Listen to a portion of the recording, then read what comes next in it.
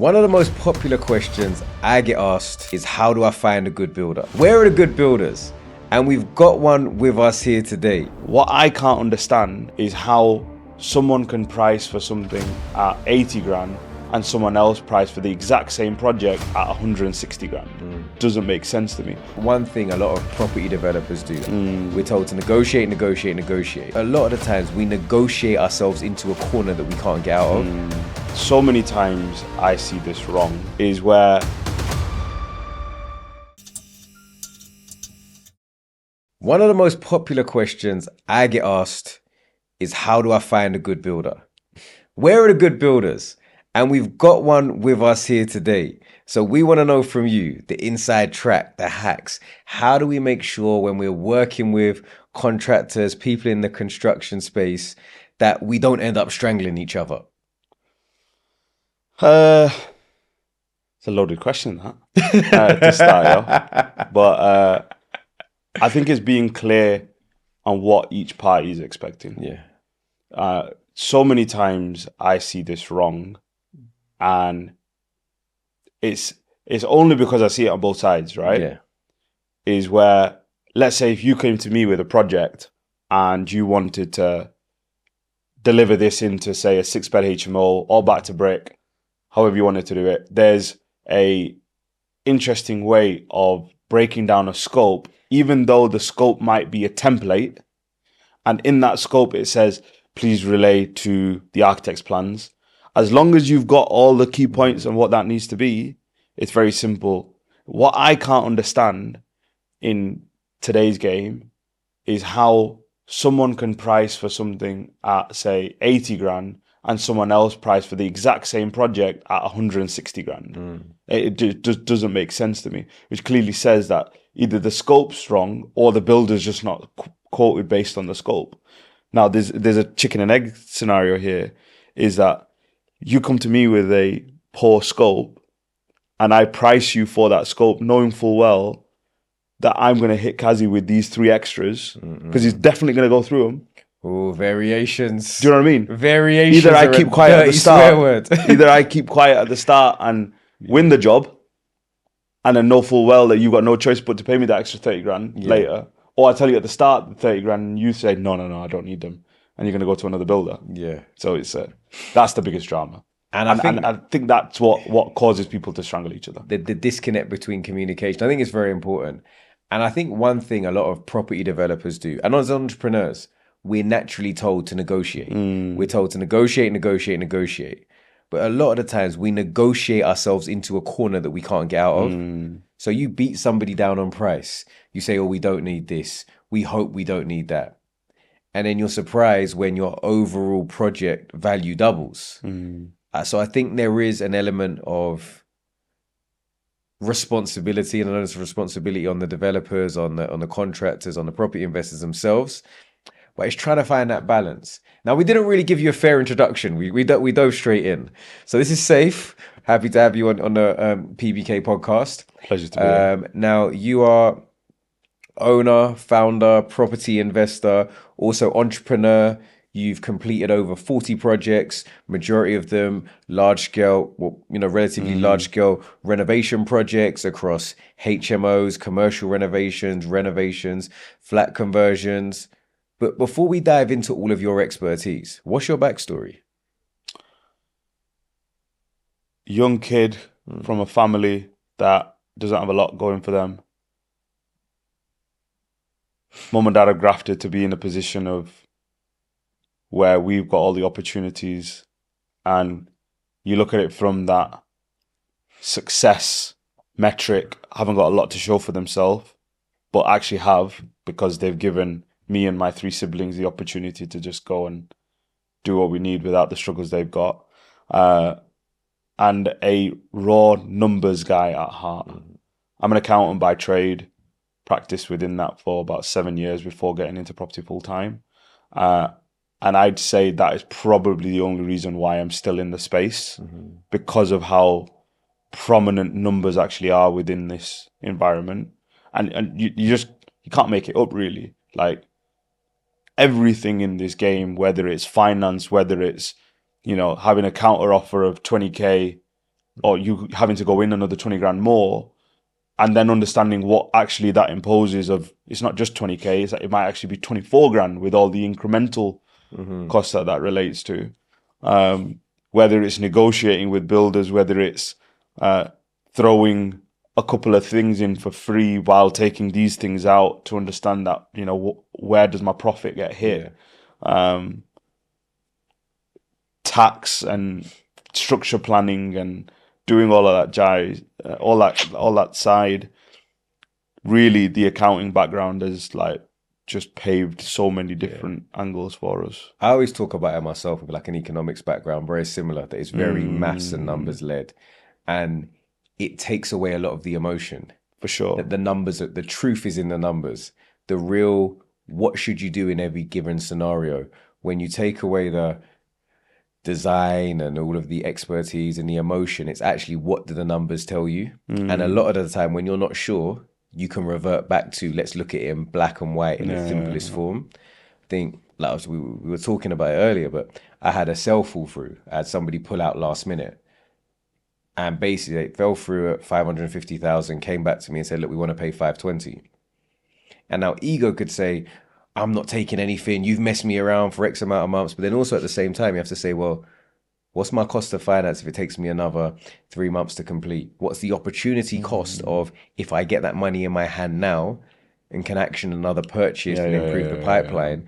And I think if you can revert back to the numbers and take the emotion and the ego out of it, a lot of the time you'll find yourself making the right decision in difficult circumstances. Play it the other way though. It could actually, it screws us in a way as well, right? Talk to me. In the sense that I know I'm a lot more prudent than, say, a normal investor who probably looking at most things back of a fag packet, who is very quickly buying a deal on a Facebook sources post that might be 40% when really when you throw it in your deal analyzer, it's actually 21%. Yeah. But we all know that being active in the game is just as important as getting the right deal, right? And, whether it's you buying a deal that thinks that it's actually going to be done, and in 2 years' time, values could go up, you could refinance and pull the majority of your capital out, and all your research that you did on the start end was worthless because you've actually got all money out in 2 years. But your numbers didn't suggest that 2 years ago. Yeah, and I think it's interesting. I think starting out, it's really important to get your numbers right, particularly when you've got a finite amount of capital and your tolerance to risk and the what if factor and the if element. What if build costs go up by 10%? What if, GDVs drop by 5%? You have a lot more exposure, less capital. But you're very right. Sometimes knowing too much can be a hindrance because if you look at a property, you say, well, what if we've got to change the foundation type? What if because of the proximity to that tree, based on my past experience, means that we've got to do a raft foundation or piled foundation as opposed to a standard one? What of all these extra costs? But you're very right. The person who's a happy-go-lucky optimist is like, well, I went online. There's one property on the road for £500,000. Mine will be worth the same. And sometimes it works out and sometimes it doesn't. But I think the importance is understanding individual risk tolerance and what works for you. For sure. Because sometimes it's not the deal, it's the stress that comes along with doing the deal for those 12 months while your money's tied up. Agreed. You touched on it earlier on, but just saying, going to study as an accountant, you spoke about your family background and family values. Did you always want to go to university, or was it something that kind of came from your family? So it got very much pushed down from dad. Yeah. I come from a background of gold jewelers in our family trade. That's what dad does? Yeah, that's what dad did then. And that's what great granddad did. Dad positioning himself where he was within that space probably wasn't the most profitable what he did. And then in my eyes, I only ever saw that you would go and work for dad. In whether it was my cousins, whether it was whatever, you would only just go into the family business. And from a very early age, dad was like, no, you're not getting into this. You're going to go to uni, you're going to do this. What am I going to do? I have no idea what I'm going to do. He didn't know what he wanted me to do. Standard route, doctor, dentist, this, that, Yeah, yeah, blah, you're blah, gonna blah. hit it. You You're know, gonna hit the you gotta hit the doctor, science. Yeah. You dentist. gotta You do know all of what I mean? that. Accounts, And finance. I hated science, like just nothing about it. Then came across business at college time, really enjoyed that. And then was good at maths, and then thought, right, speaking to one of the careers advisors and said, look, I'm good at maths, good at business. They said, what about accounting? Like, it's the maths of business, really. It's like, okay, checked it out, and it just clicked. Like, just really enjoyed it. The idea of knowing how to work out. But then stemmed on from there, which was, I'd self-employed business within me at heart through all business aspects. Set up a couple of little ventures in between that failed really badly. Learned a lot in the process, even though at the time it didn't feel like it. At the time it was just constant. Whether it's getting into this forex club in one scenario, and then going down the route of getting into the clothing space and spewing best part of 10 grand down the drain there. Then getting into property and paying for an absolute shocking mentor and investing what was left of the life savings at that point. And then thought, right, okay, how do I get to it from here? But it's been it's been an interesting journey, and I genuinely would say a lot of the successes that I've had within, whether it be property, but in business in general, a lot of them skills I learned from uni. Even though I got, like, my degree is no relevance now directly, but all of the scenarios, all of the environments of meeting new people, getting into small circles, all of that is all relevant today now. So I'm really thankful for that come up, right? Yeah. But understand from them, if I could go back, there's always ways that you do things differently. But do I have any regrets wasting 3-4 years in a degree that I'm no longer practicing within? No, categorically not. I think that's the case. A lot of the time, it's not just about how you use it, but what you learn from it. It sounds very cliche, but it's not always about the destination. It's the journey. Yeah. It's the people you learn. It's the things you realize you don't like that you wouldn't have. Maybe it would have taken you a lot longer to realize them if you were getting paid. Versus when you're at university and just doing it, you can take the lessons from it, a lot easier when it's like, oh, I don't really like this, so I'm going to pivot. You touched on starting a number of businesses early on. Do you think, when you look at entrepreneurship and now being a successful business owner across multiple different businesses, do you think that's something that's really in people, or do you think it's something that's taught over time? I think the fact that it's taught over time is the first thing, that it's not taught at all to begin with, right? There's a lot of challenges that you have, and I think the first thing that made me realize was, as an accountant, you're one in a team. As the business owner, you are sales, marketing, debt collection, HR, and everything in between in one. And you never learn that. You're only in the moment. You only know what you know. You don't know what you don't know. Yeah. And it was, you very quickly realize what type of entrepreneur you are. And for me, I thought I was someone that could just get into business and get into ideas and get into all of that. And I'm not. I'm the guy that knows what I'm good at and can bring immense value to a team that can cover my shortfalls. And when we find a unit that clicks, like, the world's our oyster. And I've only realized that in the last sort of year and a half, 2 years. Whereas before it was pushing a square peg through a round hole. And seeing what came out on the other side. And, alhamdulillah, we are where we are now, but there's a lot of pains that I've gone through to get to where we are now. How important do you think failure is to long-term success?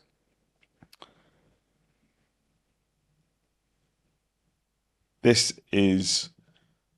can give you the controversial answer here, or I can give you the honest answer. The honest answer is if you haven't failed, you've not been doing it long enough. And if you haven't failed, be prepared for a failure to come.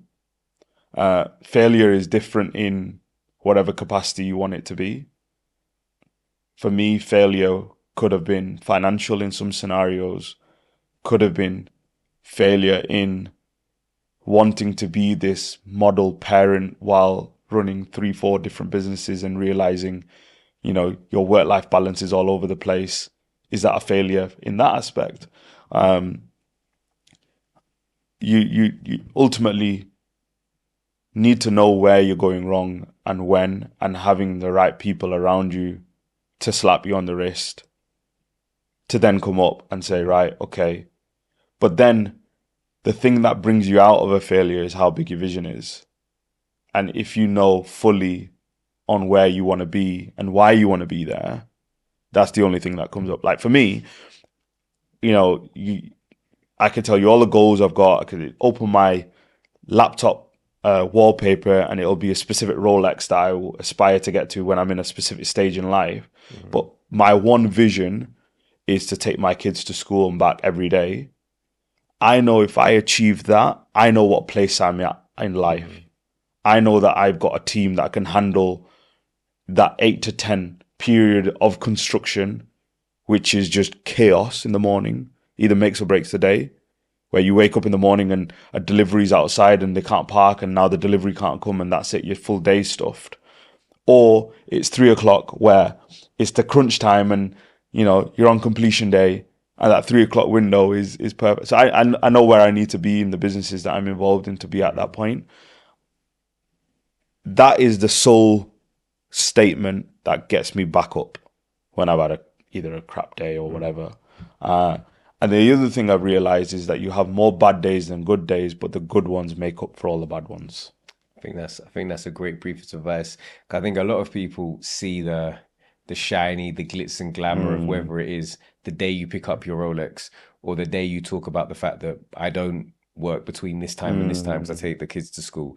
They hear about all the good stuff and think, well, you must have not gone through the bad. But I think one of the most common denominators we find from talking to entrepreneurs is their ability to bounce back and their ability to really have that laser focus that this is why I'm doing it.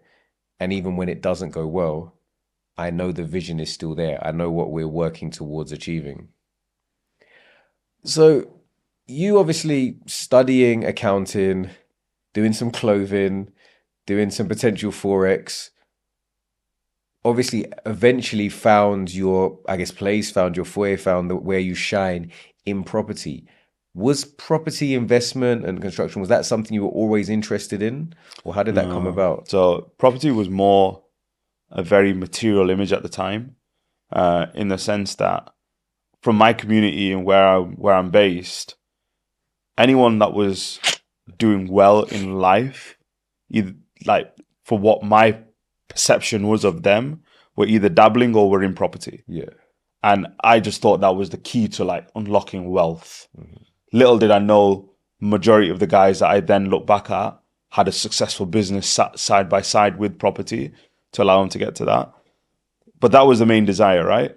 And then changing from there, your standard story on how it comes out, your homes under the hammers and watching all of that, whether it's in the mornings or on Saturdays when you're off from work or school or whatever. All of that just attested to it. But it was that whole thing of then getting into the space. I was so obsessed about getting into that environment that went down routes of, and then discovering, no, this line of work is not ideal for my ideal lifestyle. So I started out going down, for 9 months, went into sourcing, completely flopped in that first 9 months. Didn't sell any deals or anything. I still had a job at the time. And then went down the route afterwards of shifting into rent to rent, flopped completely. Not to say that these strategies are bad, but I did bad at them. I then decided to spear back and think, right, what do I need to do?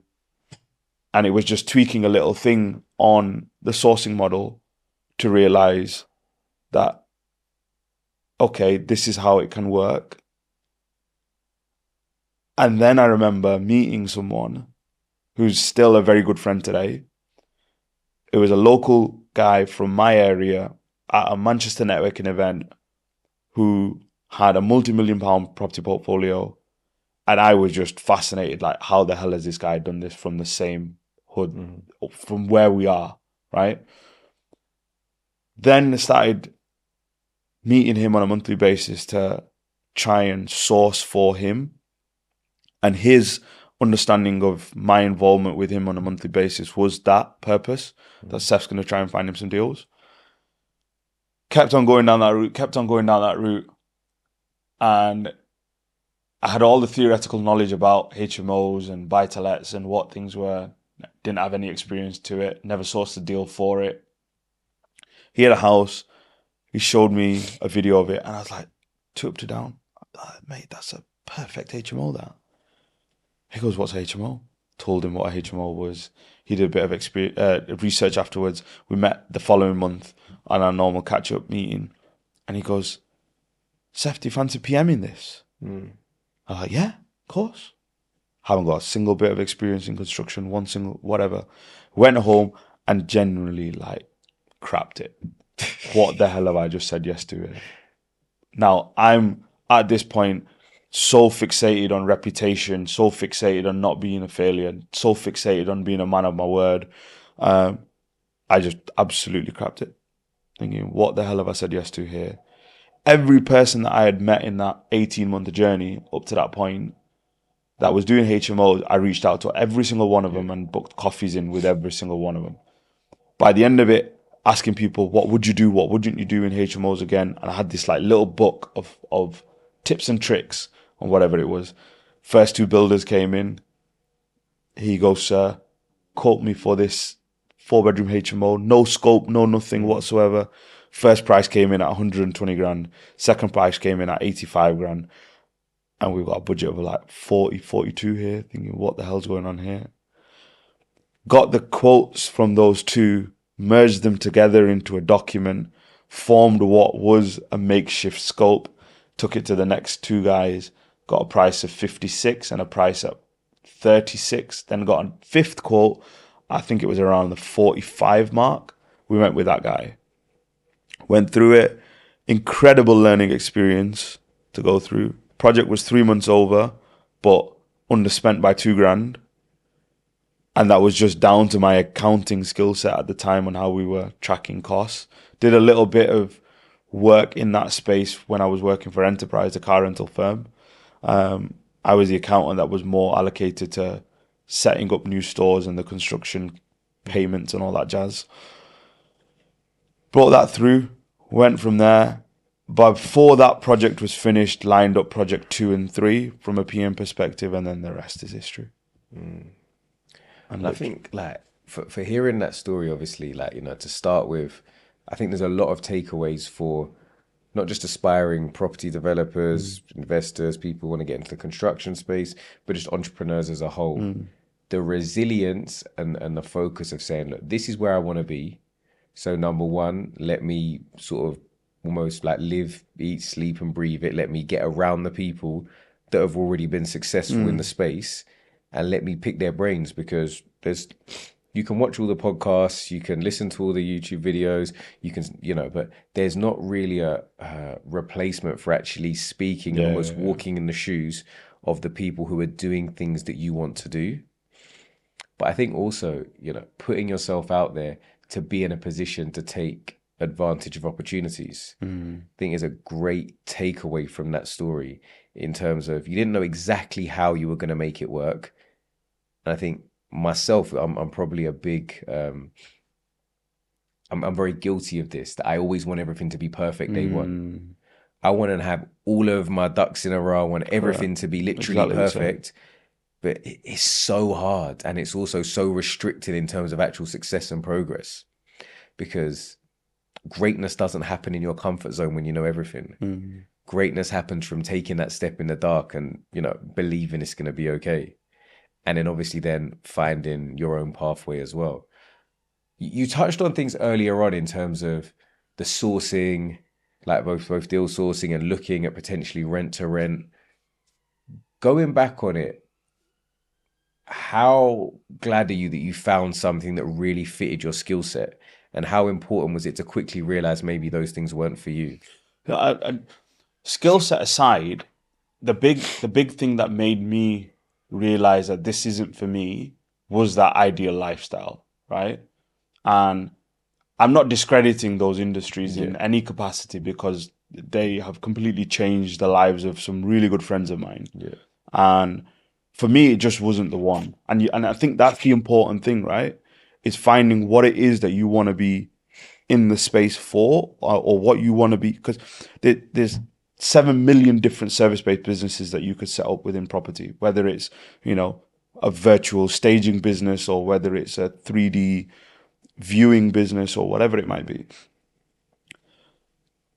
From within that, it was understanding what was I doing wrong that wasn't getting leads to close, or whatever it might be. And the sourcing side was very simple, in the sense that I was trying to find the deal and then find the investor, right?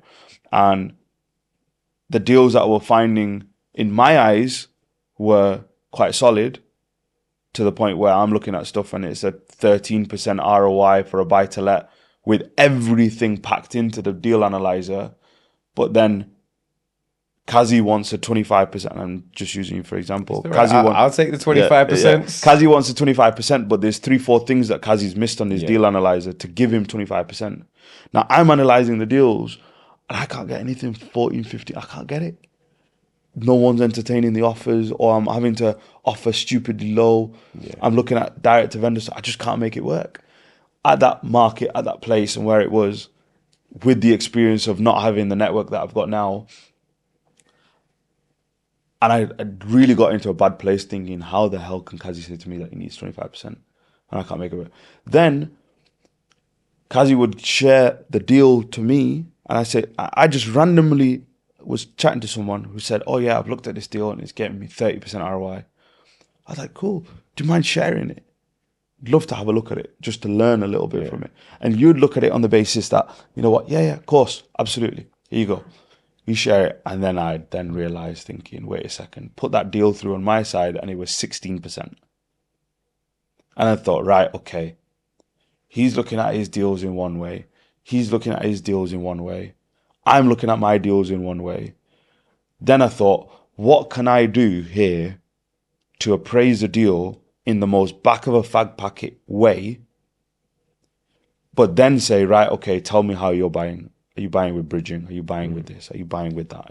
And then you layer in costs afterwards to it and say, right, okay, your recipe of acquiring this, or your whatever, do you need a PM? No, I'm doing this myself. Okay, cool.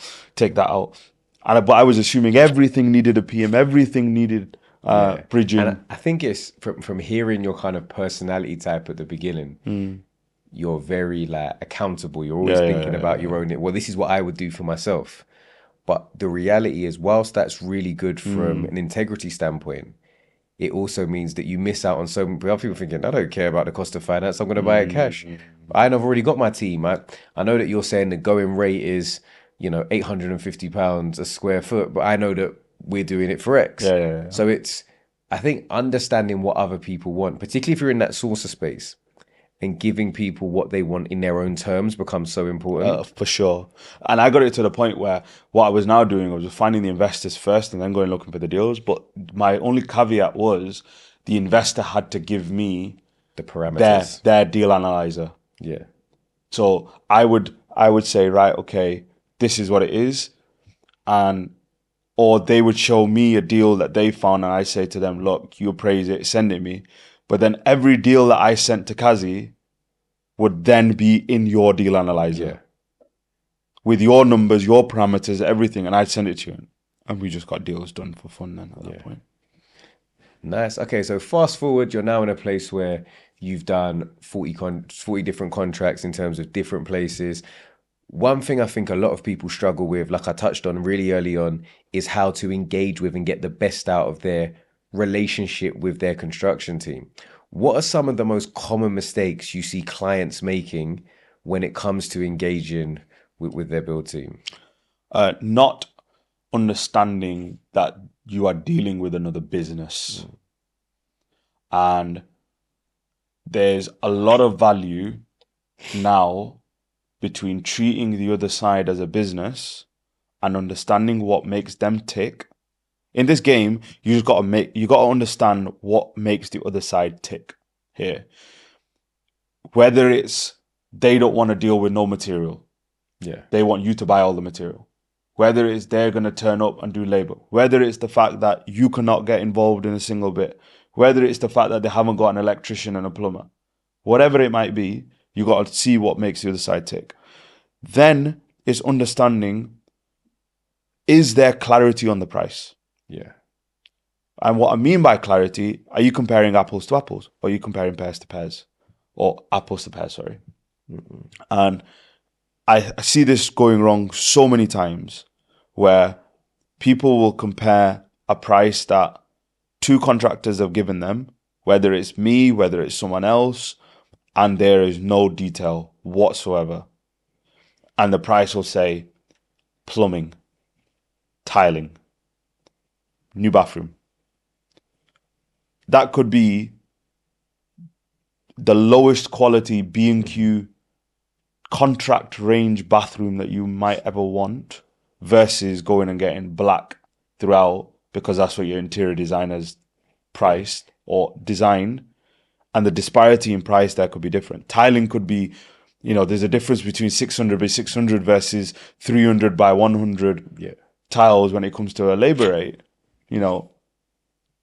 Then suddenly you deal with the Instagram generation of developers that want everything to look super cool for Instagram, but then don't expect what the cost associated with that looks like. It's funny. A lot of businesses, I come across this phrase, and it's when I'm dealing with architects, people in construction, and just trades in general. Like, they're just like, the Instagram developer. Everything needs to look like the thing that cost £1 million. However, there's a budget of 30,000, and there either ends up being this massive mismatch where somebody pays somebody who's way underskilled to install something that's way over their price bracket, or they just end up falling out over cost because, like, managing expectations. You touched on sort of the scope of works. Where do you think that scope of work should come from? Do you think ideally it should come from the clients, or do you think it's something that should be built out through the contractor? Either. So I think you got client, you got contractor, and I think there's a role in the middle of contract administration here, right? Whether the client decides to do that or the contractor appoints somebody to do that. And the main thing comes down to it is that if you've told me to price for X, Y, Z, but I've priced you X, Y, Z, and A, it has to be clear that you have not asked me to price this A. Yeah. If your budget is 50 grand and I've come to you with 70, but that A item equates for 22 grand, strip that out and we're at the same number. Yeah. That's the difficult part, because the layout is not done. Now, the way I'll do it, from being on both sides, when I'm dealing with some of my subcontractors or whether I'm dealing with a client, is I'll give a breakdown out by pot as such, and that pot is attributed to whatever it is. Now, you go and get your pricing from anywhere else. As long as they break it down by the same pots, it will tell you what's more expensive. Yeah. Then the other side of it then comes down to it is that when that activity happens, is you've got to be clear as to what package you're actually releasing for this contractor. Whether you're doing, for the joinery team, if they're doing the floors, the stairs, or whatever it might be, if the builders are doing everything apart from the electrics. What then becomes difficult is when you start stripping from them. You've awarded the contract and you say, oh, I've actually found a window firm that'll do it for 600 quid cheaper. Do you mind if we do that? Yeah. All right, okay. You're just stripping profit. Because I think what happens with that as well is you see it sometimes in, like, for example, if you go and get a kitchen from Howdens, they know they want to get to a number of 9,000. So they might just randomly have like an appliance at £700 for an integrated washing machine. But that's actually where £400 of their profit is in the deal.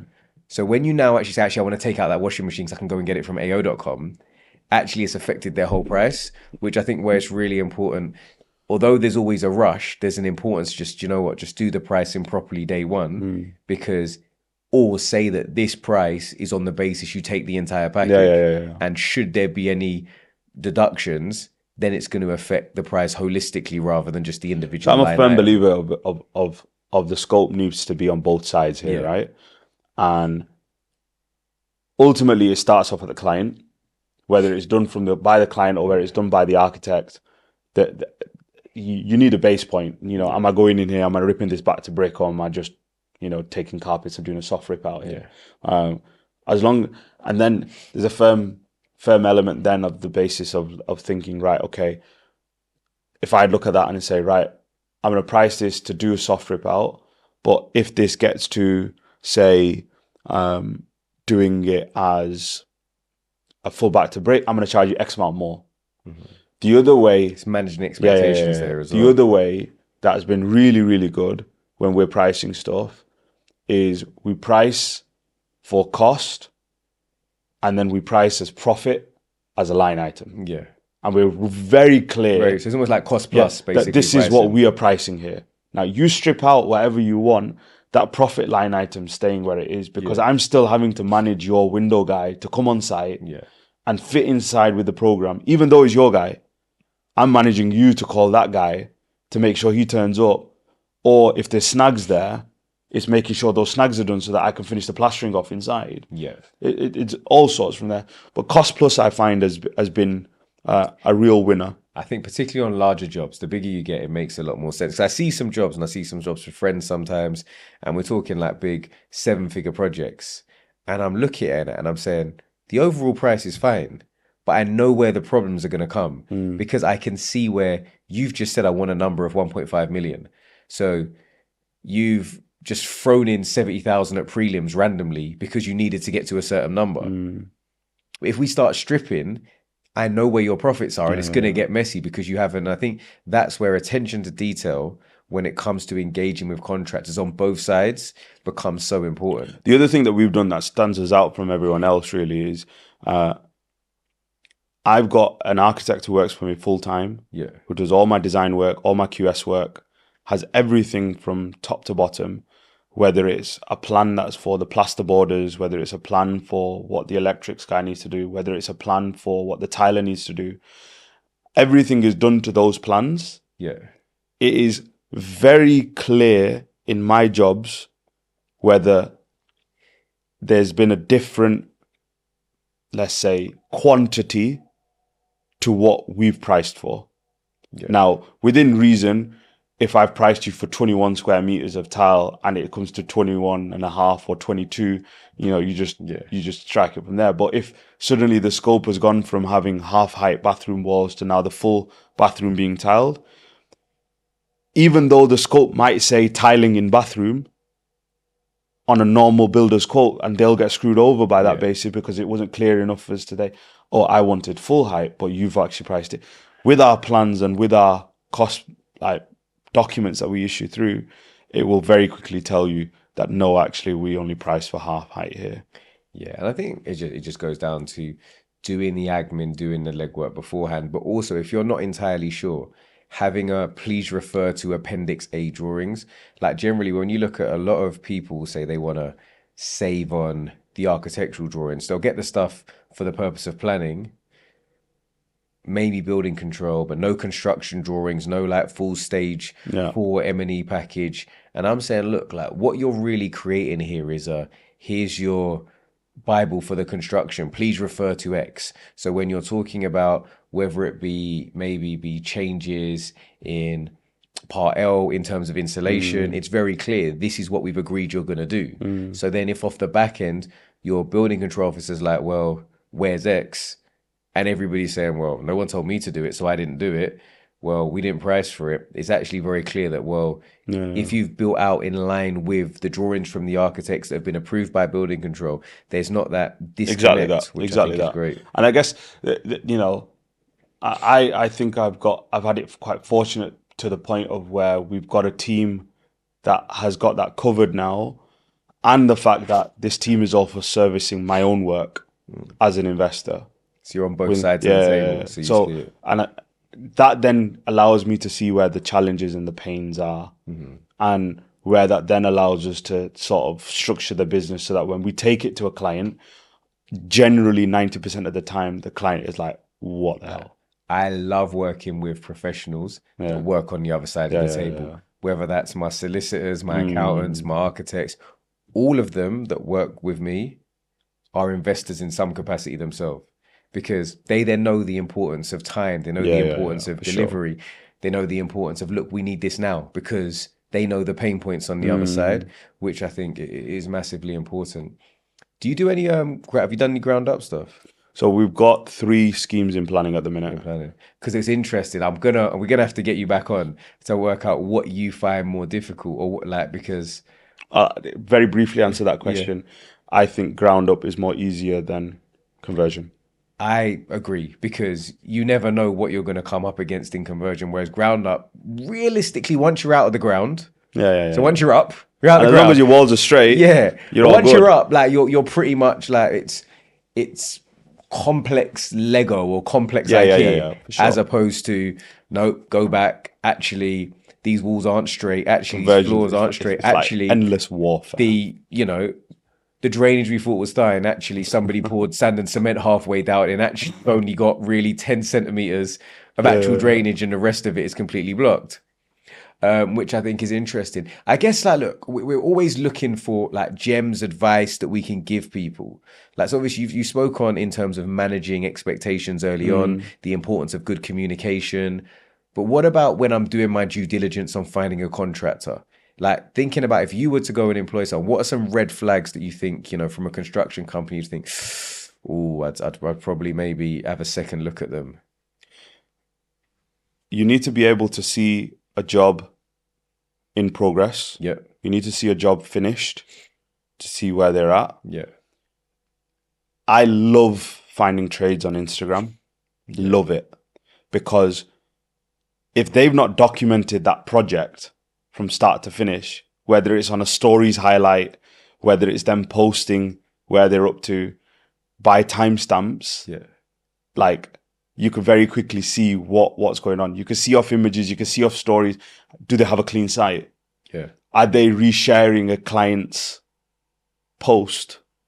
If they are, message the client. Yeah. What do you think of XYZ? I've seen some absolute howlers by some of the big Instagram builders who put a facade out and then you look behind it. Also to the point where I find that I wouldn't work with builders unless they were on some form of social presence, because it shows that they've got something to lose. Yeah. Or they can't just go under here. Saying that, taking it to then the next stage then is as simple as contracts. What type of contracts? Are you going down the route of a JCT? Mm-hmm. Are you going down the route of a bulletproof Word document contract? Or isn't there a contract even to begin with? Insurance? Mm-hmm. What have they got in place there? Is the insurance due to renew midway in your project? Is it due to renew in a month's time? The other thing that I think is an absolute killer is the payment plan. Yeah. Now, so many builders will want to do a fixed weekly payment just to keep them going and keep them cash flowing. And I'm all for keeping a builder cash flowed, because I understand the importance of cash flow. Theoretically, it's your project. I shouldn't have to cash flow your project. Yeah. But at the same time, there should be enough accountability from me to make sure that after you've deposited money with me, that there's some form of valuation. So we only go down the route of valuation models now, whether it's if you've got a plastering job for say $5,000 and they are plastering 10 spaces in the house, 1 hallway, 2 reception, and so on and so forth. And come the end of the week, they have plasterboarded 5 spaces and plastered 1 space, then just attribute out what that equally works out to. Relatively, across if it's £200 boarding 1 space, £250 plastering 1 space, and 50 quid for the snagging of that 1 space, and that equates to £500 a space, then happy days. Just attribute it out, and it's a tick list on site. Yeah. The builder knows the more they do, the more they get paid. The less they do, the less they get paid. Every time I've adopted that model, I've never had dramas. Yeah. The control of cash flow has always been within me. Because I think also a lot of the time it's the disconnect of information. You're dealing with somebody, particularly if they're newer in the industry, or you're dealing with somebody on a residential project, they don't know all of these things. So when you can actually say, well, actually, I'm asking for £2,500 and here's where it's been spent, people don't feel like they're having the wool pulled over their eyes. They feel, okay, that makes sense. And I think you just have to be able to, on the contractor side, justify where the money's been spent as well, but also keep the, like, you know, financials is the biggest one. Financials is if you can control the cash flow of a project, it will give you probably 80-90% more chance of the project actually going well. Yeah. If you've lost control of cash flow and suddenly now you need them more than they need you, yeah, you're gone. You're in a bad place. Massively. So obviously you've grown very quickly in the construction space, but obviously now investing in your own projects. You just touched on having 3 in planning. What's sort of next for you? Where are we going to see you? What are you going to be up to over the next few years? I think the space that I really want to get into is more within the conversion sort of environment. I'm quite interested to see how the market plays out in a little bit of a downturn, because I've only been in the game since things have been on the up. Haven't really seen the scenarios where the buyer pool dries out and it is a buyer's market. I've always ever been in a seller's market. Naturally, with that, the more conversion experience I've had, the opportunities have opened out to do more conversions and more planning gains. I think for me is probably working more smarter and probably banking more on your paper profits rather than getting so development heavy, while still keeping that side going. I think ultimately the space I want to go to is doing luxury high-end homes, but ground up within a small niche, whether it be there. But then the construction business will then probably go down the route of more commercial fit out, taking it to that end, because I know the skill set we've now built in the what I call the jungle side of construction, to then go into the professional environment with that customer service, with that investor mentality, with everything along that line. And in that game, in that side, you can actually clean up. Yeah, no, I think there's scopes for much larger margins in the end user space. But it is a lot from a customer service perspective. It's a lot more headache, but that's amazing. I mean, look, you've given so much great advice here. I'm sure there's so many takeaways from people, both on the developer side as well as the construction side, where they can learn a lot from. If people want to connect with you, how can they reach out? How can they get in touch with you? Instagram and LinkedIn are probably the easiest. Yeah, Saif Rehan, very easy to find out what we're up to. But I think that's the easiest way to reach out. That's amazing. Well, that has been another episode of the PBK podcast. I'm sick today, but we're still here. We're still working. So if you have enjoyed this episode, please make sure that you subscribe, drop us a follow, a like, all that good stuff. And we'll be back next week with another amazing episode. Peace.